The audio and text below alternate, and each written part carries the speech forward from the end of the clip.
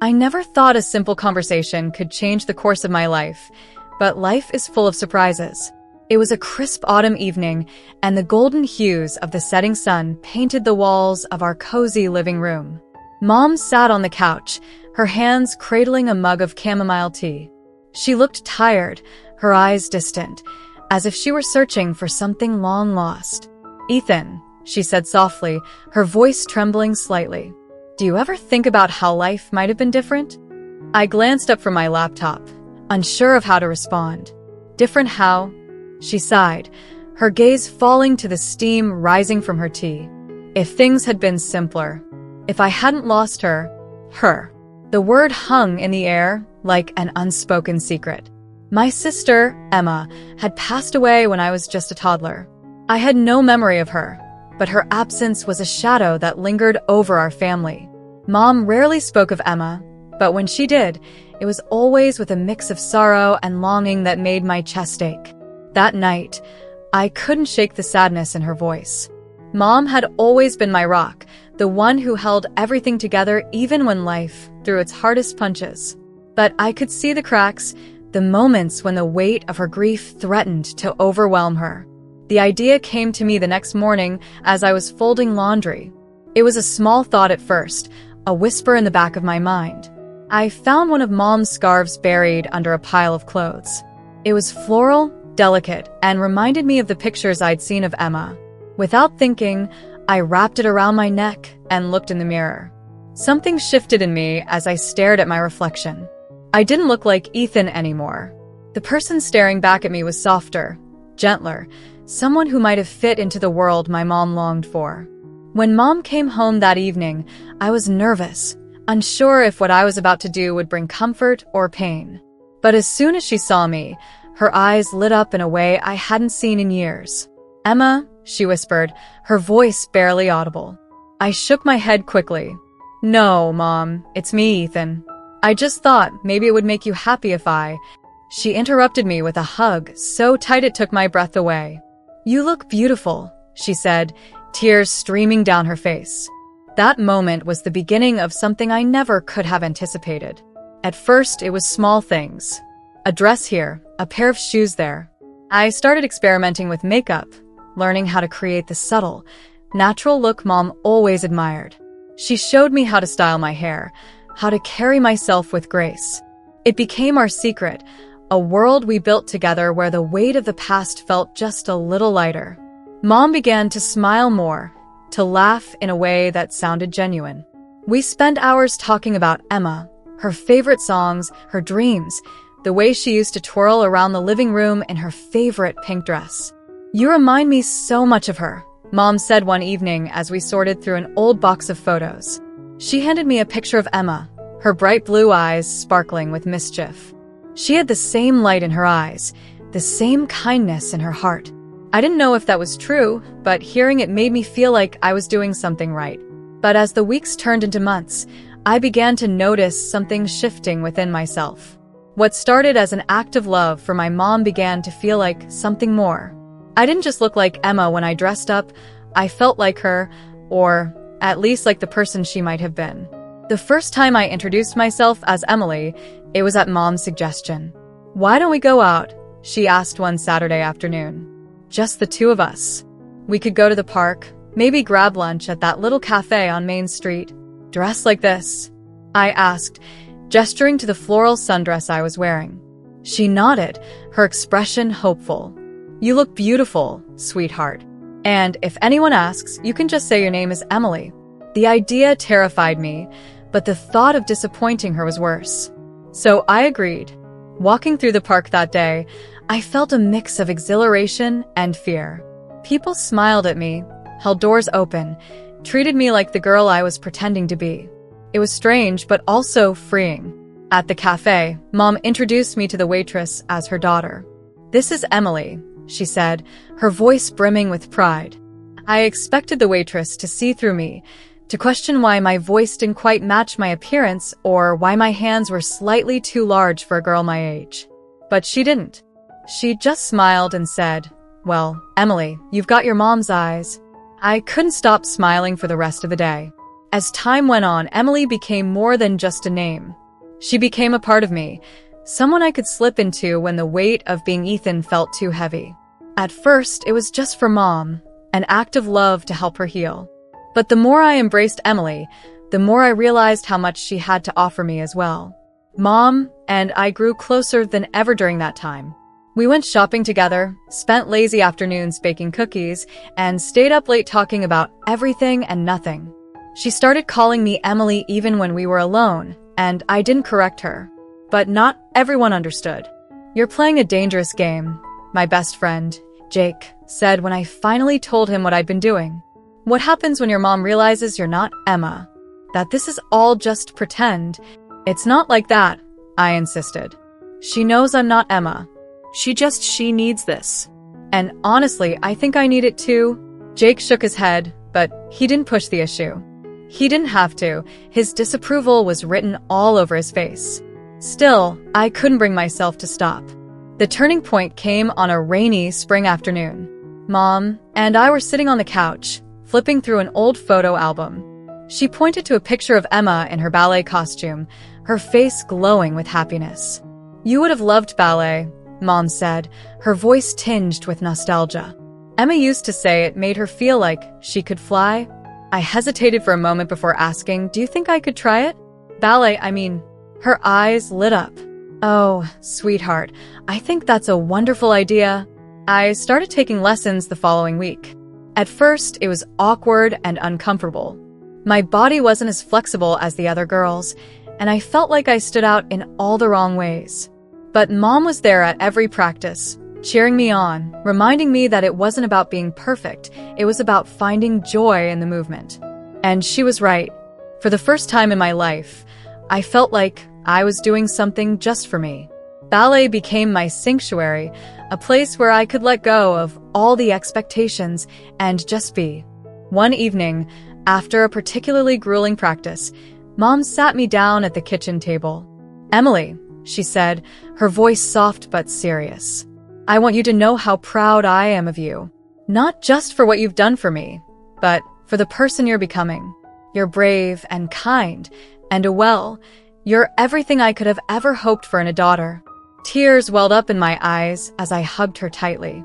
"I wouldn't be here without you, Mom. You've given me so much more than I could ever give back."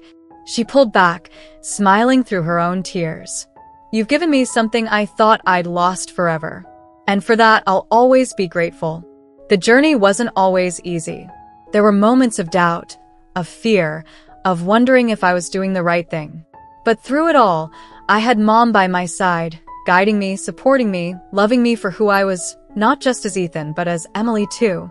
In helping her heal, I found a part of myself I never knew was missing. And in the end, we both became stronger, braver, and more whole than we ever thought possible. Because love, real, unconditional love, has a way of transforming even the deepest pain into something beautiful. As my life, as Emily unfolded, I found myself caught between two worlds. During the day, I was Ethan, attending school, hanging out with Jake, and living the life I'd always known. But in the evenings and on weekends, I slipped into the role of Emily, immersing myself in a world that felt increasingly like home. Mom seemed lighter, happier, as if she'd found a piece of herself that had been missing for so long. Her laughter filled the house again, and her eyes no longer carried the same weight of sorrow. I saw how much this transformation meant to her, and knowing I could be a part of her healing process made every awkward moment, every hesitation, worth it. But as much as I loved being Emily, I couldn't ignore the challenges it brought.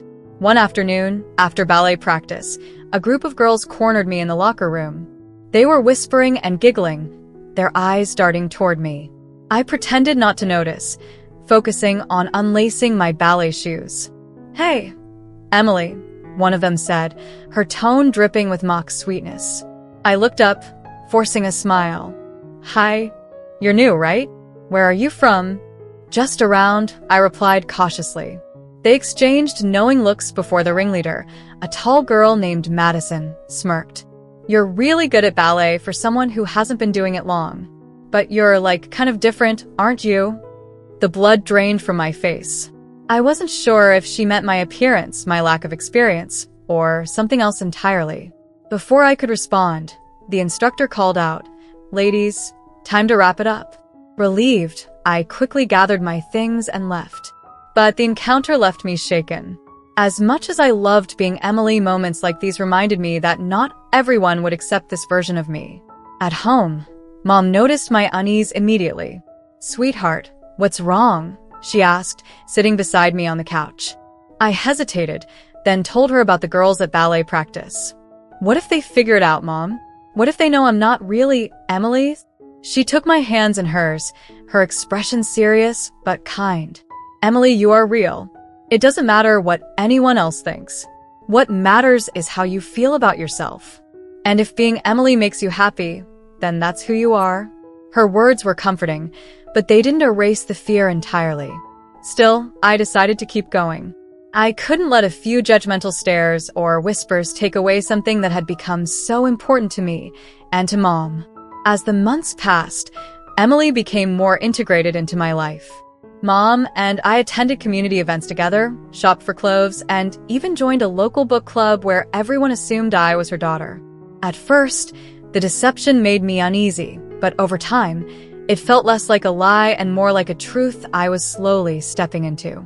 One day, during a quiet moment at the book club, an older woman named Margaret leaned over and said, "You know, Emily, you remind me so much of your mother when she was your age. You've got her grace and her smile." I glanced at Mom, who was beaming, and for the first time, I didn't feel like an imposter. But living as Emily also forced me to confront parts of myself I'd never considered. Jake, my best friend, struggled to understand. He tried to be supportive in his own way, but I could sense the discomfort whenever I talked about ballet or the book club or anything involving Emily. One day, while we were hanging out in my room, he finally brought it up. "Ethan," he said, fidgeting with the edge of his hoodie, "can I ask you something?" "Sure," I replied, bracing myself. "Do you like being Emily? Like, really like it?" I hesitated, then nodded. "Yeah, I do. It's hard to explain, but it feels right. Like I'm finally being myself." He looked down, his expression conflicted. "But what about, the future? Are you going to be Emily all the time? Or is this just temporary?" "I don't know," I admitted. "I'm still figuring it out. But right now, being Emily makes me happy. And it's helping Mom heal. That's what matters to me." Jake didn't say anything for a long time. Finally, he nodded. "Okay. I don't totally get it, but I'm here for you. Just don't forget who you are, okay?" His words stayed with me, even as I continued to navigate my dual life. The real turning point came during a family gathering. Mom's sister, Aunt Lisa, was visiting for the first time in years. She'd always been outspoken and opinionated, and I wasn't sure how she would react to meeting Emily. When she arrived, I was in the kitchen helping Mom prepare dinner. I was wearing a simple blouse and skirt, my hair styled neatly, and light makeup on my face. "Lisa, this is Emily," Mom said, her voice steady and confident. "My daughter." Aunt Lisa blinked, her gaze flickering between us. "Your daughter?" "Yes," Mom replied firmly. For a moment, the room was silent. Then Aunt Lisa smiled. "Well, it's lovely to meet you, Emily. You've got your mother's beauty, that's for sure." I let out a breath I hadn't realized I was holding. Over dinner, Aunt Lisa asked questions about my hobbies, my school, and my plans for the future. She didn't treat me any differently than she would have treated any other niece, and by the end of the evening, I felt a newfound sense of acceptance. As I continued to embrace life as Emily, I began to notice changes within myself. I felt more confident, more comfortable in my own skin. The lines between Ethan and Emily blurred, and I started to wonder if I could ever go back to the way things were. One evening, as Mom and I sat on the porch watching the sunset, I voiced my thoughts aloud. "Mom, do you think Emily is who I'm meant to be?" She turned to me, her eyes filled with love. "Sweetheart, only you can answer that question. But I will say this. Emily is kind, strong, and beautiful. And whoever you choose to be, I'll always be proud of you." Her words gave me the courage to take the next step. The first time I went to school, as Emily was terrifying. Mom had helped me prepare, making sure my outfit was perfect and my makeup was flawless. I'd talked to the school counselor ahead of time, who assured me that I would be supported no matter what. Walking through those halls felt like stepping into a new world. Some people stared, others whispered, but no one said anything outright. Jake was waiting by my locker, his expression a mix of surprise and approval. "You actually did it," he said.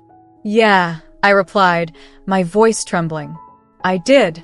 And for the first time, I felt like I truly belonged. In the months that followed, I continued to grow into myself. Mom and I became closer than ever, and I found a sense of peace I hadn't known was possible. Looking back, I realized that what started as an act of love for my mom had transformed into an act of love for myself. I wasn't just helping her heal, I was healing too. Because sometimes the best way to find yourself is to step into someone else's shoes, or, in my case, her dress. And in doing so, I discovered a version of myself I never knew existed. Emily, the daughter my mom loved, and the person I was always meant to be. Thank you so much for watching till now. It means the world to have you here. This community is all about empowering each other and celebrating the incredible journeys of everyone on their path to living authentically. If you're ever feeling lost or alone, remember you have a whole family here for you. Hit that subscribe button, smash that like button, and let's keep inspiring each other, sending you all the love and strength in the world. Until next time, live your life by your rules.